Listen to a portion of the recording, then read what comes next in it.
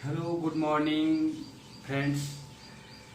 तो आज हम लोग जानने वाले हैं कि जो अपनी 11th क्लास की स्टडी है, जो 12th क्लास में हम लोग हैं, जो हमारा बोर्ड आ रहा है 2024 में, उसमें हम आज से कितने महीने बचे हुए हैं। ये 7वां महीना हम लोग का चल रहा है।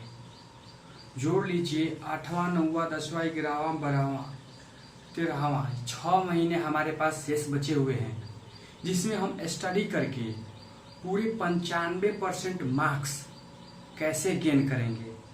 आज वही आपको हम बताने वाले हैं, जो कि एक साधारण बच्चा भी उतना मार्क्स ला सकता है, ये मेरी गारंटी है। लेकिन कुछ 11th क्लास की ऐसी टॉपिक हैं जिनको आपको पूरे अच्छे से उसको स्टडी करना पड़ेगा। जो 11th क्लास की बेसिक कंसेप्ट है, जैसे कि केमिस्ट्री में मोल कंसेप्ट है, ऐसे सब चैप्टर, और इसमें है ट्रिगो और डिफरेंशिएशन, इंटीग्रेशन, ऐसे सब बेसिक कंसेप्ट को आपको क्लियर करना पड़ेगा। तो सबसे पहले आपको बताते हैं कि केमिस्ट्री में कौन कौन से चैप्टर हैं जो कि आपको क्लियर करने पड़ते हैं।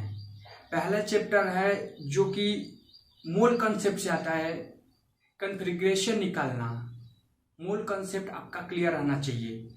फिर एटॉमिक स्ट्रक्चर, आपका जो चैप्टर है एटॉमिक स्ट्रक्चर क्लियर होना चाहिए, जिसमें टॉपिक है मॉडर्न एटॉमिक मॉडल। ये आपका टॉपिक फुल्ली क्लियर होना चाहिए, जो बेसिक है 11th क्लास का, वो 12th क्लास के एग्जाम में एग्जैक्टली आता है। इसीलिए आपको ये सब बेसिक चैप्टर, जैसे केमिकल बॉन्डिंग है, जिसे बीबीटी एंड वीपीआर पढ़ाया जाता है, एंड थर्मोडायनेमिक्स, ये थर्मोडायनेमिक्स फिजिक्स में भी आती है और केमिस्ट्री में भी आती है। लेकिन केमिस्ट्री में अलग तरीके से पढ़ाया जाता है और फिजिक्स में अलग तरीके से पढ़ाया जाता है। जैसे केमिकल इक्वेशन और आइकोनिक इक्विलिब्रियम, ये सब redox reaction, organic chemistry, hydrocarbon, ऐसे सब चैप्टर का आप बेसिक कंसेप्ट क्लियर करेंगे।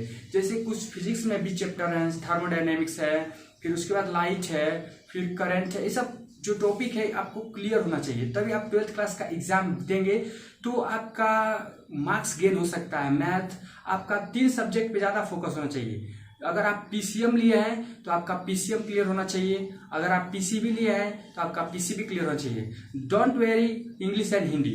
इंग्लिश एंड हिंदी देखिए, आप कोर्स करेंगे ना, क्रैश कोर्स, अगर आप इंग्लिश और हिंदी का 6 महीने क्रैश कोर्स कर लिए ना, तो भी आपका वो 95+ मार्क्स गेन हो जाएगा। लेकिन उसको देखिए, मेन बात है कि उसमें ग्रामर रहता है।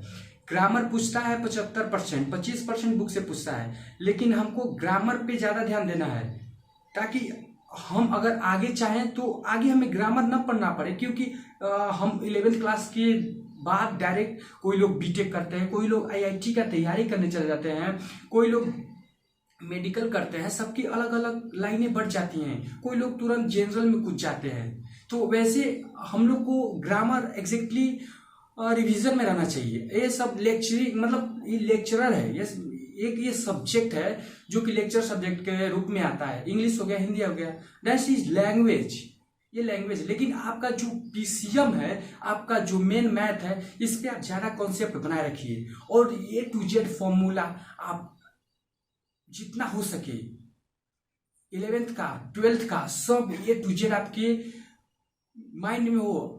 यानी जो भी फॉर्मूला पूछे आपको तड़ाक से बोलना है, ये ऐसे आप स्टडी करेंगे।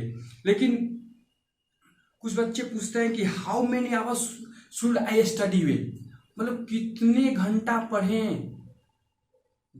डोंट मैटर हावर, बिकॉज क्योंकि आप ये मायने नहीं रखता है कि आप कितने घंटा पढ़ते हैं, मायने ये रखता है कि आप कैसे पढ़े हैं और कब पढ़े हैं। बिकॉज क्योंकि देखिए, आप बहुत सारे घंटे पढ़ते हैं। देखिए, हम एक स्कूल में पढ़ते थे, मेरा फ्रेंड था प्रियांशु, मेरे ही नाम का था, उसके साथ बैठते थे मदर शकुंतला में। मेन बात है कि वो पढ़ाई पे कंसंट्रेट करता था, लेकिन हम पढ़ाई के समय वो जो बुक पे कटर लगा के खेलते हैं, वो लोग खेलने लगते थे। हम वो खेलते थे, जो फिगर बना रहता है बच्चों की तरह करते थे हम लोग। मेरा पढ़ाई पे कंसंट्रेट नहीं था। लेकिन वो पूरे फुल्ली पढ़ाई पे कॉन्सेंट्रेट रहता था। आप खेलिए कूदिए, मतलब हर चीज कीजिए, लेकिन जब स्टडी करना हो, आप 5 मिनट पढ़ेंगे, अगर एक लाइन को 5 मिनट आप ध्यान से पढ़ लेंगे ना, वो लाइन आप कभी नहीं भुला सकते। इसे कॉन्सेंट्रेट योर स्टडी,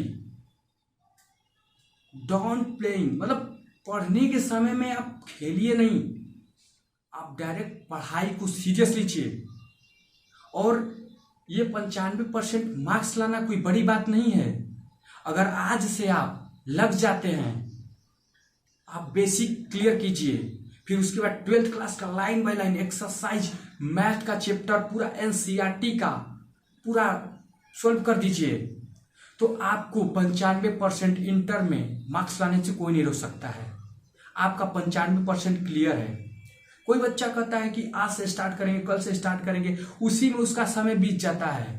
ऐसे बहुत सारे बच्चे हैं जो कि समझाने पे बोलते हैं कि कल से स्टार्ट करेंगे, आज से स्टार्ट करेंगे, अच्छा कल 1 तारीख है, 1 तारीख से स्टार्ट करेंगे, ऐसे बोलते हैं। तो देखिए, कल करे सो आज करे, आज करे सो अब, पल में पल रहे हो गए, बहुरी करोगे कब। डोंट मैटर कि आप कल से करेंगे, क्यों नहीं हम आज से करें। अपने अंदर जुनून लाना है, आपको स्टडी पे पूरा फोकस करना है, पूरा मेहनत करना है। क्यों विश्वास करना गैरों पे जब चलना है खुद के पैरों पे। तो दोस्तों, आप लोग पूरे कंसंट्रेट के साथ स्टडी कीजिए, और जिस तरीके से आप देखिए, पढ़िए, 5 घंटा पढ़ाई कीजिए, रेगुलर 5 घंटा पढ़ाई कीजिए। 1 घंटा दीजिए फार्मूला को मैथ में, 1 घंटा दीजिए फिजिक्स को, 1 घंटा दीजिए केमिस्ट्री को, 45 मिनट दीजिए इंग्लिश को, 45 मिनट हिंदी को। बाकी जो बचता है उसमें आप थोड़ा सवाल लगा लीजिए। अगर आप ऐसे रेगुलर करते हैं तो आपका इंटरमीडिएट में 95% मार्क्स से कोई नहीं रोक सकता है। तो आप लोग आज से ही स्टार्ट कीजिए पढ़ना, और अपने जुनून और जोश में लग जाइए। कुछ करना है, ये नहीं कि हम बस बता दिए हो गया। बहुत सारे बच्चे हैं, अगर आपसे जो तेज बच्चा, अगर वो 1 सवाल लगाता है ना, आप 5 सवाल लगाते तब उसके बराबर जाएंगे। इसीलिए पढ़ना बहुत जरूरी है। अगर आप चाहते हैं कि कोचिंग में सबसे मेरा नाम हो, मेरा अव्वल स्थान हो, तो आपको पढ़ना बहुत जरूरी है। और जो कंसेप्ट हम बताए हैं, अगर इस रेगुलर कंसेप्ट पे आप चलते हैं बस 6 मंथ, तो आपको 95% का मार्क्स लाने से इंटरमीडिएट में किसी का माई का लाल नहीं रोक सकता है। ठीक है, धन्यवाद।